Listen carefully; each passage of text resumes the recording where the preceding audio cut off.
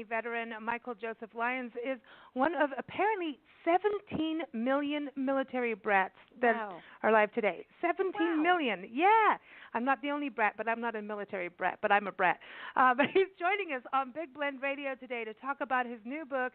It's for tweens and teens, and I'm sorry, for adults too.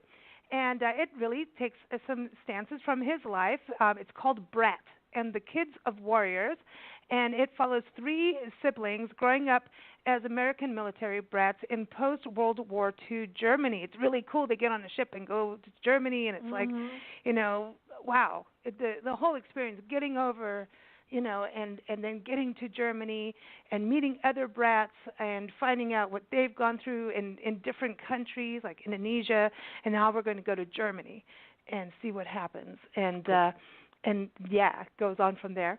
They do get into mischief, which of course, right? Except for the mom has the white glove. She has the white glove. She will make you clean things. So anyway, they go around the world, and it's the super coolest book ever. And I'm in the middle of it, and I encourage everyone to read it, all ages. You go to the website, michaeljosephlyons.com. Of course, get it on Amazon, all those great stores. But welcome to the show, Michael. How are you? I'm wonderful, and thank you for having me on. I have to tell you, I was listening a little earlier. I love the look that your mom had. Do I know what you mean? Are you kidding? We used to call it the kill look. Oh, I mean, exactly. my father could stop you from 2 blocks away and straighten you out, and it was just a look. Exactly. Oh, yeah. See, this is exactly what I think I love about your book is that I'm like, I'm not alone, because I was always called the immigrant everywhere I went. I'm the immigrant, and now there's a lot of people living in America that would look at me and go, no, you're not, but I have been, and it's really interesting because you can travel the world and deal with incredible amounts of change. However, there's a family dynamic when you go through things like that is structure and routine and looks and white gloves and this is when we move, this is what we do. And I'm reading this going, my God, Nancy's never been in the military, but she could have been, But this is what's really interesting to me is that dynamic of consistent change, but routine and flexibility and freedom all being part of it. And it is. It's all these huge responsibilities that these kids have, and at the same time, amazing freedom to do stuff, and to do stuff I guess you probably wouldn't get away with today. But what a fabulous way to grow up. Not an easy way, but boy, do you get a lot out of it. This is really true because I always wondered as a single parent taking Lisa to Africa, we had a conversation before we got on the plane where it was, you will do as I say, you will understand what I'm talking, when I'm talking that you don't talk, you listen and you react, and when I say come here or I look, come here, you come and you stand by me because where we're going could be dangerous. And I thought later, man, that's really cruel. But it was true in some respects. You can't just go to any place and think it's safe. So it was, you will obey. And I got it from watching animals in the wild. That's what they do. And I'm like, works for them. I'm doing it. So she got the their look. mom growls at them and they exactly and they tighten right up. That's right. And that, but all brats are this way. You see this in this book. Jack and his sisters Queenie and Rabbit. And these kids grew up on this notion of you. You don't get to just be a kid running around playing. You represent America. You represent the United States Army, and they're just lectured from word one that they need to represent the best of us in the world, which means they better be watching their P's and Q's all the time. That's right. Yeah, while you can misbehave. And I think this is what's really interesting is the dynamics between the siblings. Queenie, and good name for her, by the way. And Rabbit. Oh, yeah. Rabbit was. She is her name. And then we've got Jack. And I love Jack. He reminds me of a good friend of mine growing up, Robbie. And because we got into just I could do a whole show just on what Brats, but at the same time when we had to get things done, we did. And Jack was such an interesting character, but understanding like how he would know his sisters and how they're going to do something, and they're pushing his buttons here. Okay, I can't trust them to do this. And Queenie also, there was this interesting, of their ages and how they're going to do things. But at one point on the boat, so they're going on this boat, or it's not a boat, it's a ship. And this is, by the way, you're teaching me things that I really need to understand in regards to how the military works and, battles and everything.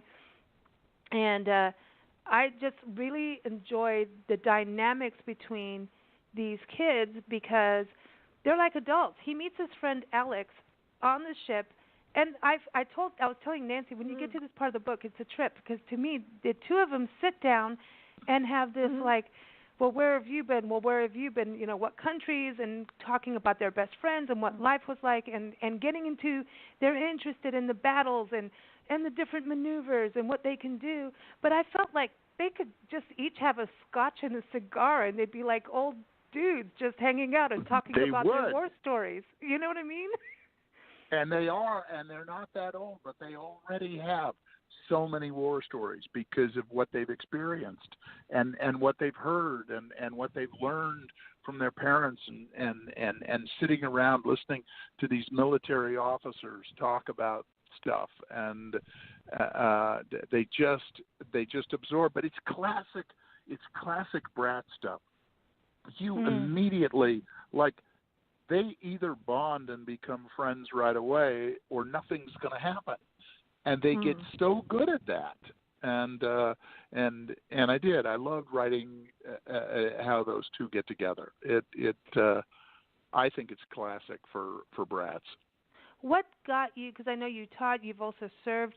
What was the inspiration to say, okay, I'm going to write novels? And is there going to be a series? Like, is there going to be a movie? Like, just saying. There better be a movie, don't you think? Yeah, I think so. Yeah, so it's a series. The second book will be out mid-year this year. I can say this year now because it's the 2nd of January, and. There'll be 4 books in the series, and the inspiration was partly my kids. I only have 7 children, and so wow. Whoops, it gets a little rowdy. And, he's a happy man. I'm just saying. You ought to be at the dinner table. Oh my God, it's absolute chaos. But these kids, when they were growing up, they'd be like, tell us a story about when you were little. And you'd start in on these Brad stories, and then finally these kids go like, man, you got to write some of this stuff. So I think they were the impetus for getting going. I like that. Yeah. The family dinner table is really an interesting dynamic. My family, we had 6 kids in my family, so we're one short of yours. Yeah, but then my dad also had 2 other families. We found out that's a whole other radio show. Other thing. But they all had 6 kids. If you can't do this blended family stuff, you're just not up to par. You gotta. It's like you just got to rock and roll with it, man. And it's you interesting. Do. That's it, because the best strategies come out at the dinner table. Like, you get to, like, if you give over a little bit and you let the other person say what they're going to say, then you see, oh, I know how to handle that one now. Nancy, I so believe in that dinner table. I still believe in cooking because it's what goes down at that table are very often the things you remember. It's and the stories that go down at that table. That no one even starts to tell a story, and then it just happens, and it's fabulous. We have one ground rule: check your cell phones at the door. You are not allowed to have your cell phone even in the room. I love because that. it destroys the conversation. Yeah. Absolutely. No, okay, well, this is interesting. Absolutely. You know, I love that, and what I think is also going back to, you know, here's the Brat book. At that point, they don't have cell phones. You know, this is post World War II, and it's really fascinating to hear the history and being on the ships and then getting there and, you know, okay, there's bombed out buildings, and then they have to they're faced with that reality, and so. They remind me of me, like, you know, mucking about and like let's climbing through everything we possibly can, and we're creating our own investigations on everything, right? Which is so cool. You do. Oh, absolutely. And they have no cell phones. They don't have any of that stuff that we have now. And I wonder about kids reading this now. Did you set it in that time frame for a specific reason? Because there's something beautiful not having. So different. Yeah. And those kids could leave right after breakfast and be gone until dinner time. Yep. And no one knew where they were. No one knew what they did, and that was cool. Now, if you were 1 minute late for dinner, you were dead. Okay. Yes. But whatever you did before that, you got the look. You got the look. And but the freedom and the flexibility, but it's what you said. We were all investigators. You look at Jack and Queenie; those guys are checking stuff out all the time. What does it mean to live in Germany? What is this culture? What does this language mean? What are these bomb shelters? What they find? They find munitions. They find shells. They find grenades. I mean, you know, it's like, whoa! What a life. However, now I wanted to ask this too, because this is such a good story. When kids are reading this, and I know the answer, but I want to make sure that I'm 100% correct because this is my investigation, man.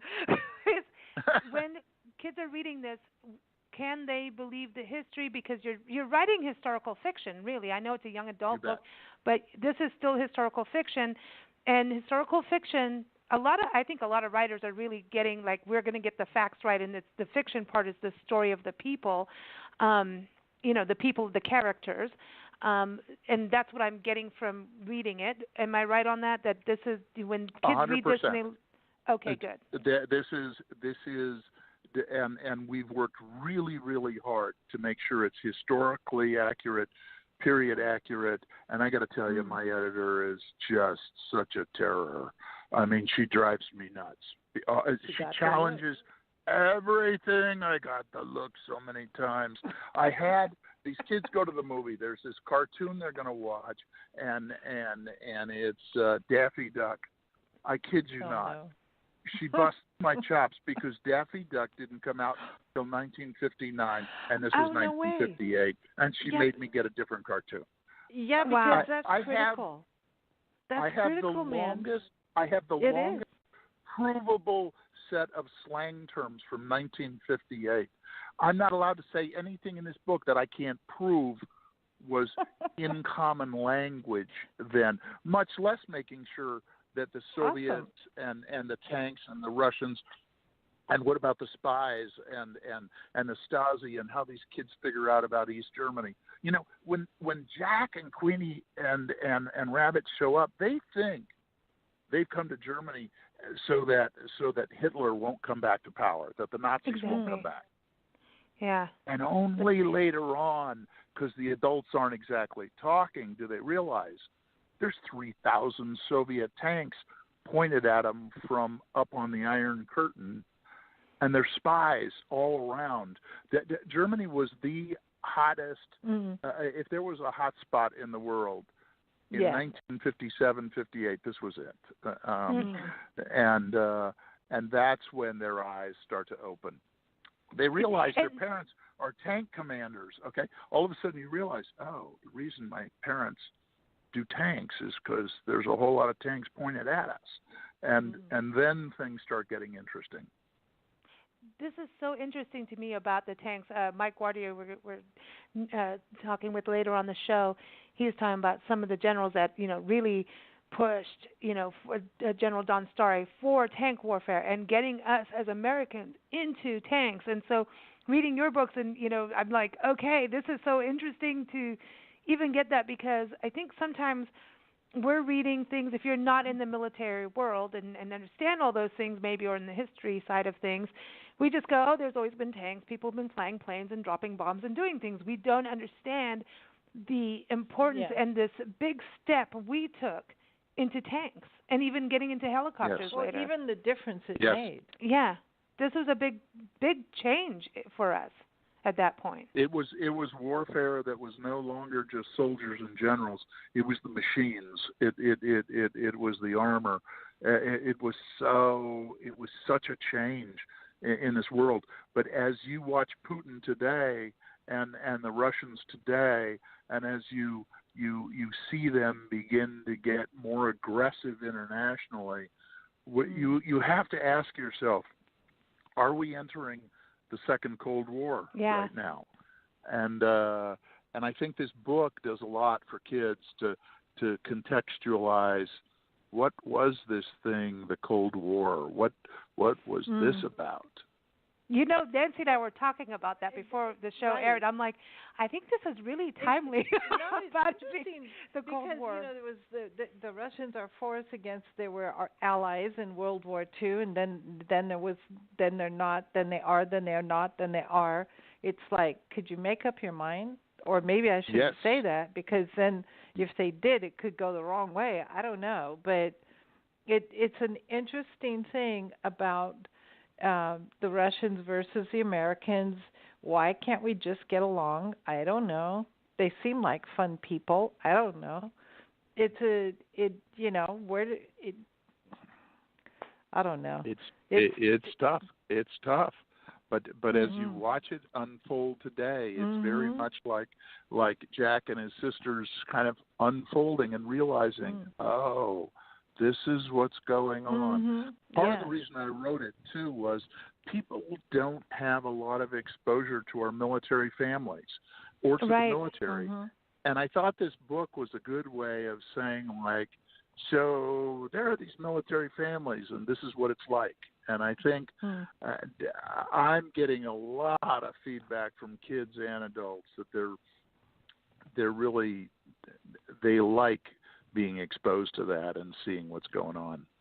I think that's a huge thing. I know Nancy and I, we've lived in Vista, California, which is outside Oceanside, and on the other side of Camp Pendleton.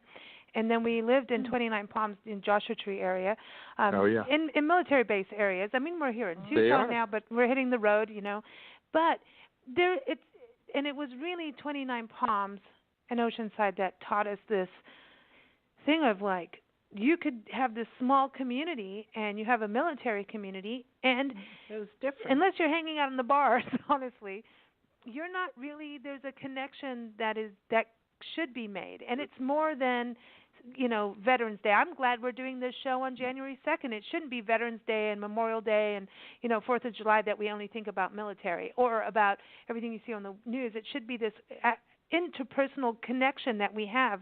It sometimes feels, even when you live in a military town, that you're a civilian and you're a military, and that's that. There's this division. I could not agree more, and that's why I wanted a window into that world. The other thing is, I'm pumped up because first we just won the Beverly Hills Book Award for Young Adult Fiction. We were the finalists, and that was cool. But I just got another invitation to go to Fort Bragg, North Carolina, and talk to today's Army brats. And I got to tell you, I love these kids. Awesome. And what I want to talk to them about is the fact that their life is not easy. They have to give up their friends. They have to move. They have to go to different schools. This is not simple, except that in this journey, they are getting exactly what they need to be massively successful in the next 30 years. that adaptivity, that ability to be a chameleon, that ability to adjust to cultures and languages and stuff is exactly what success is going to be based on as we go forward. Well, and it's also, and it said they have to give up friends. They don't really have to give them up. They won't see or talk to them as often, but they can be, especially today, connected to friends. So I look at it now as what I used to tell Lisa, not that we were military, but we did move a lot. It was like you're going to make more friends. So you don't have to give up. And more different friends. Your friends don't all look like you. They can be very, very different. But your type of brat are these kids that, I mean, they are the most colorblind, social blind, culture blind kids that exist because they know that if they don't make friends fast, you're not going to have any friends. And that's exactly for me growing up. I left here when I was a year and a half. We can't even keep the timelines anymore. And then we lived in Kenya, and we lived in the bush for a while. Where Nancy worked with Joy Adamson, Elsa the Lion, and Born Free, and all that. So so we lived with the tribes. I've lived in Muslim families. Everybody freak out because they do. And but that's what you're talking about. This where we get to understand people one on one. And when you're in countries like we lived in South Africa and we traveled, we toured, like we're touring this country now. We toured South Africa and got into every village and culture. Whether it was Cape Malay, whether Muslim, Hindu, the different Xhosa, Zulu, Afrikaans, the Dutch, everybody. We were all connected. It's so great because it's a little hard to maintain some weird prejudice when everybody becomes your friend.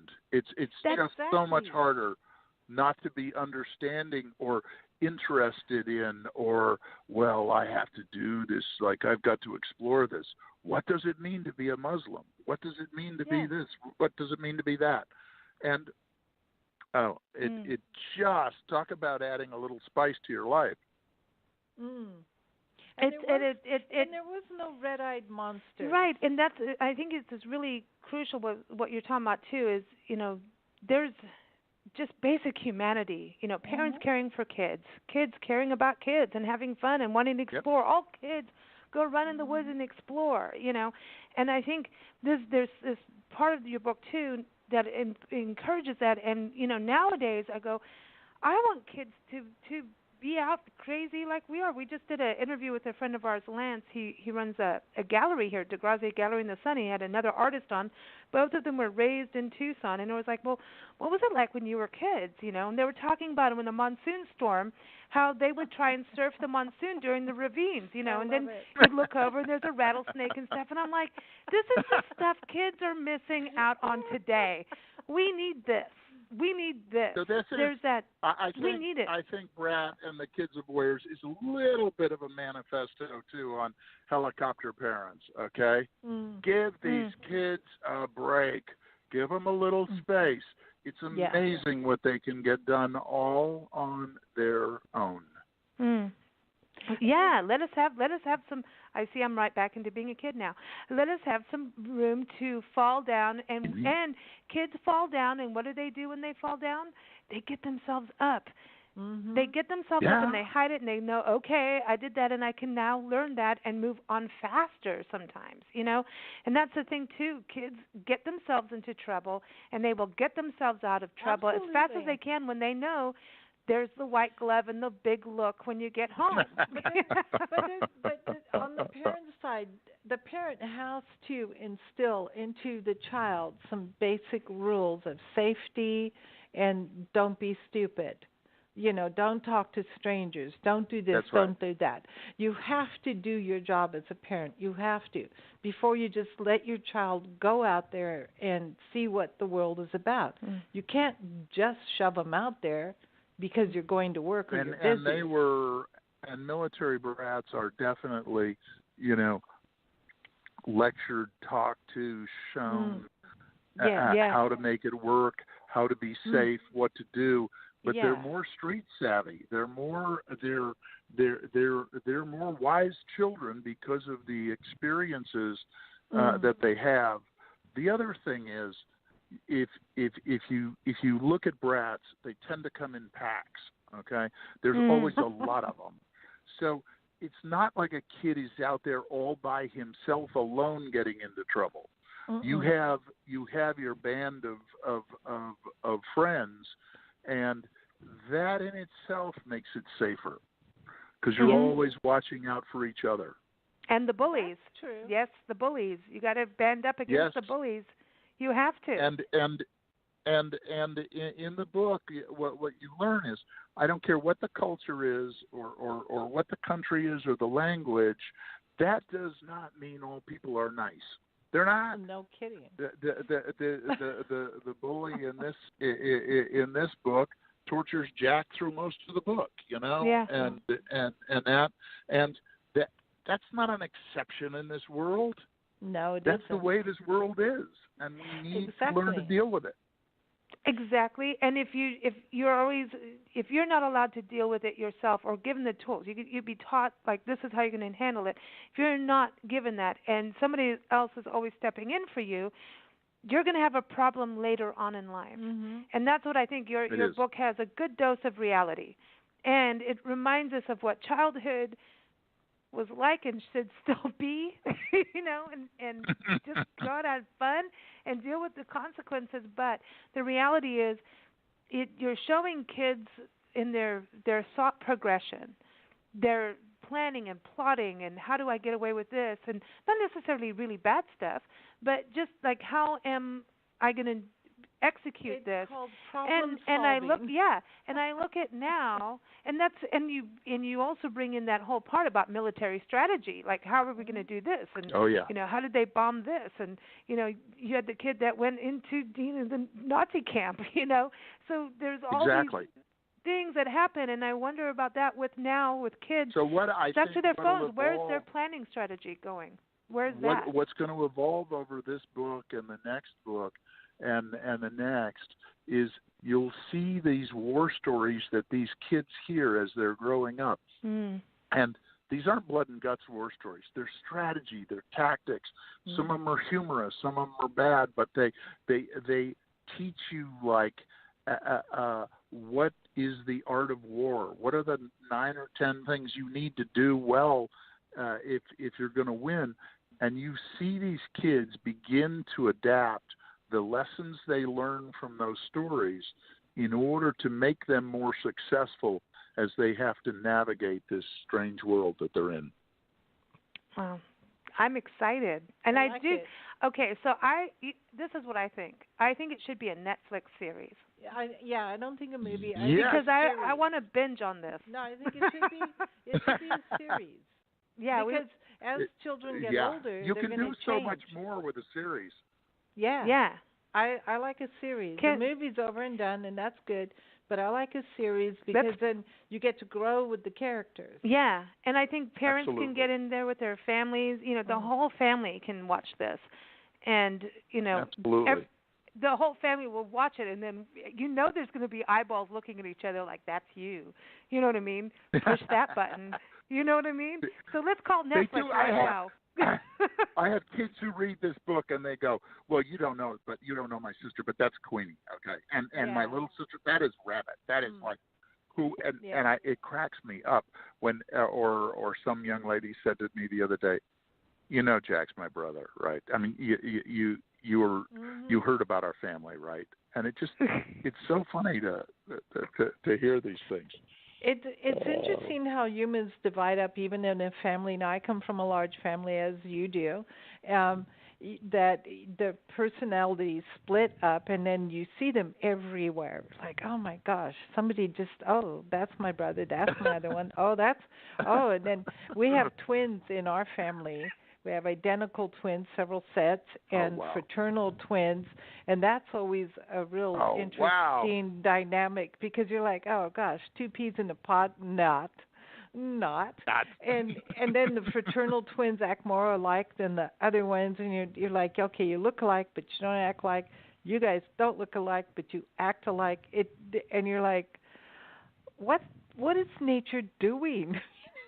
It's funny. Oh, it is so. And I think until you have your own children, you just don't quite get it at the same level. Like same parents, same family, same stuff. What do you mean these two kids are alike? They're not alike at all. Do you ever have this feeling when you're parenting your children, like you say something? I'm in the room, Nancy. I know. No, I'm fair question. I'm open. I got the look. I'm in my 40s now. I can handle anything. I got the look, and it still works, by the way. It really does. Yeah, it does. That as you say or do something to discipline or parent your child, that you went, oh, my God, I was just my mother, or oh, my God, I was just my dad? Oh, totally. Yeah, see, isn't it totally. weird? And I give them the kill look, and they'll tell you, Michael has the kill look, and you know, and they lecture their friends before they come into the house. Okay, and when you meet Michael, funny. You look him right in the eye and you shake hands firmly. Don't you do no weenie handshake, okay? You got no weenie. And we're like, and I'm like, yeah. What's your point? And they go like, Dad, everybody isn't like you. And I'm like, well, why not? You know, I mean, how I was raised as a military brat and then as an officer, I take it for total granted, okay? But they could give you a lecture about, let me tell you about parenting with him. Well, okay. That's funny. See, now you also taught like battle strategy at UCLA, the principles of war. Now, when I'm reading your book, and everyone again, Brat and the Kids of Warriors, go get it now. Seriously, all ages, you know. I'm serious. All preteens and teens and adults like me will enjoy it. But really, you've got strategy going in there, and how can you not get into it? It's like one of the coolest things in my life was learning about Shaka Zulu and how his military. I mean, to this day, every time we talk military tactics with anybody, we're like Shaka Zulu is the dude. And I wanted to ask you in the book. So there's this thing about Zulu, and I know it's been used in military terms, and it comes up in your book. Now, is that because of Shaka Zulu? Where did Zulu come from in regards to? Really? See, they by the nature of being great military leaders, then are teachers and apply their strategy and they apply their tactics to it. When I was in UCLA, what I really did, I was teaching computer science, okay? And there's all these people who are doing large systems and doing that. And basically what I used to say is, from a corporate standpoint, I used to say, look, guys, if you're going to follow what Harvard and Stanford tell you about good management practices, you are going to die. You're going to die. There are nasty people out in the corporate world who will take you out. Now, can we talk about war and how we go to war? Because you guys need to survive. And then I had so much fun teaching all these and applying it to the corporate world. So now I would never say to a kid who was reading my book, let me teach you strategic thinking. Let me teach you about strategy and tactics. Hell no, I'm not going to say that. But if you keep picking up on the war stories, well, you're learning. You may just be privy to some of that. I can't remember what movie I watched where Santa Anna's army, all in a straight line, just marched and got shot, and the row would fall down, and the next row would get shot and fall down. I'm like, and you're like, what are you guys doing? How dumb is that? Yeah, what's up with everybody in the line, like doing that? And and I remember a friend of ours who's now passed on. We had this big argument about it because I'm like, they're cannon fodder, and he's like, no, you can't talk about them like that. I'm like, well, they're dumb enough to do that, but that's not cannon. They didn't know. No, and I'm like, what would make you do that? Just stand in the line and go get shot. You know you're going to die. But they did it for their country. And that's it is. But that was crazy. But this is the world that we're living in today, though. Is how adaptive are you in the Civil War with the advent of the machine gun and repeater rifles and that. These were the most deadly battles we ever had because tactics hadn't caught up to technology. And these are very good lessons for today because at the speed technology's moving, we've got to adjust our lives and what we're doing. I agree for sure. Oh, wow. Michael, thank you so much for joining us. Oh, my gosh. You got to come back when your next book comes out. I would be happy to come back. You are fun to talk to. And dude, I just want the next book, too. Like, seriously. I'm sorry, but it's a good book. I have to tell you, I think book 2 is even better than book 1. But everybody still go buy book 1. Don't say that. Yeah. Well, you'll never understand book 2 if you don't read book 1. So you have to read. Good. Well done. Well done, everyone. Thank you. Go to michaeljosephlyons.com, and also on his site, it's got so much good information, and it's a cool site to go hang out on. And the book, again, is Brat and the Kids of Warriors. And, again, Amazon, all those places, Barnes & Noble. You know where to go get books, especially good ones. Go get them. And I tell you what, this is really one of those classic ones. I love it. It's good. I think parents should get it. I know, all ages. I started reading, and I never went, this is for young adults. I'm like, this is for everybody. It's going back with me in my room tonight. Thank you. No. That's that. You can have it after me. Thank you. Okay. We're going to play a song. It's called Beneath a Solemn Sky. It's from our friends, the Gunboat Diplomats. And because you're on the show, I just thought we needed a gunboat because I finally understand what a gun sergeant does from your book. So anyway, this is a song from their upcoming album, Manifest Destiny, and you can keep up with them at the Gunboat Diplomats. And now, if you like some military history, go hang out on their website, too, in music history. Cool band, and we'll have them back on the show, Gunboat Smith. And Commodore Perry, they got all kinds of good stuff going on over there. Awesome. But here it is, Beneath a Solemn Sky. Thank you so much for joining us. Yeah, thanks. Thank you. It was awesome.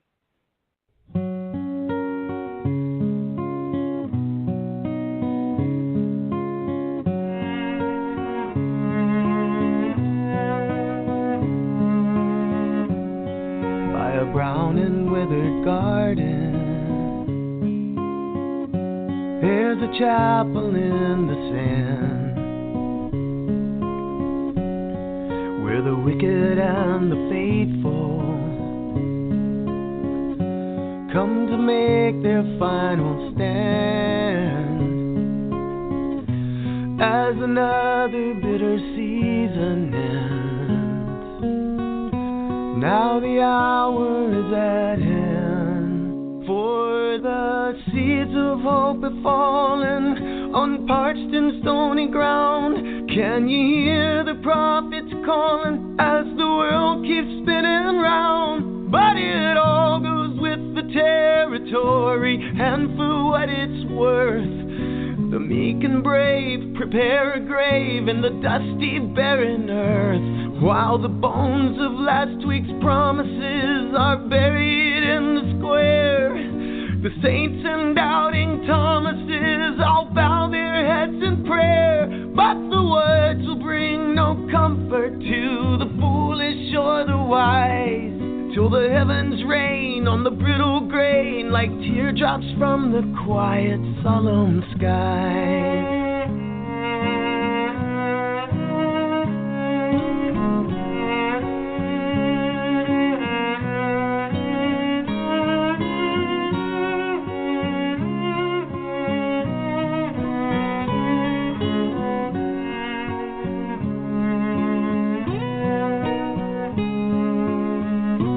Now the thunder clouds are gathering, a shadow on the land. So rejoice, you sons and daughters, but wouldn't it be rich if the holy hill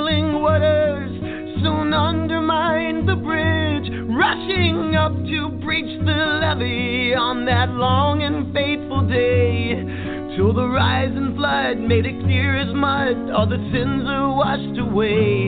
Down the ancient winding river to the dark and briny sea, now these old foundations shiver at the sacred memory of that brief and blessed moment when Providence supplied a sad lament for the penitent who are damn well sanctified. Oh,